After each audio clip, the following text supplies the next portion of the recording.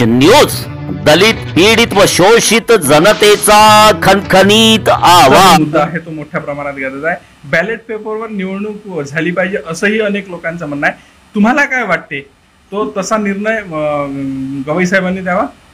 नाही, निर्णय काय घ्यावा हे सांगायला मी आई नाही आहे. मी आई आहे ते वेगळं आहे. तो त्या चेअरवर बसल्यानंतर त्याला योग्य वाटले ते तो निर्णय घेईलच. परंतु मी एक सामान्य स्त्री म्हणून, एक लोक जे भगवान बुद्धांनी लोक या शब्दावर कॉन्सन्ट्रेशन केलेलं आहे आणि बाबासाहेबांनी संविधानामध्ये लोकांनाच केंद्रबिंदू ठेवलेलं आहे. तर लोकांना एक लोकांमधील एक व्यक्ती म्हणून मी, तर साहजिक आहे मला काय वाटणार हे तुम्हालाही माहीत आहे. तर त्यामुळे मला सांगण्याच्या ऐवजी तुम्हाला माहीत आहे. परंतु तुमची जरी इच्छाच असेल तर बॅलेट पेपर हे केव्हाही चांगले आहेत ना, आणि आधी बॅलेट पेपरच चालायचे.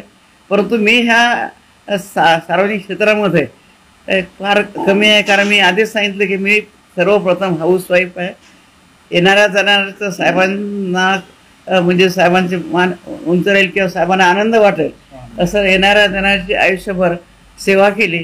आणि म्हणूनच पुष्कळदा ते वसंतराव नाईक म्हणायचे सुद्धा, तुझी म्हणजे त्यांचे बापलेकासारखे संबंध होते. ते म्हणायचे तुझी बायको कार्यकर्त्यामध्ये एवढी फेमस आहे की कार्यकर्ता जेवून तर जातोच, परंतु तुझ्या बायकोला भेटल्याशिवाय तो घराबाहेर पडत नाही. तर हे असे संबंध घरोब्याचे साहेबांचे जेही नातलग होते त्यांचे संबंध होतेच. परंतु जे काही येणार जाणार त्यांच्याशी साहेबांचे अतिशय घरगुती संबंध होते. आणि लहानपासूनच्या भूषणवर, कारण तो म्हणजे वडील होता घरामध्ये, वडील असल्यामुळे त्या साहेबांच्या नंतर असं आम्हाला वाटायचं की तोच म्हणजे घरातला गार्डियन आहे.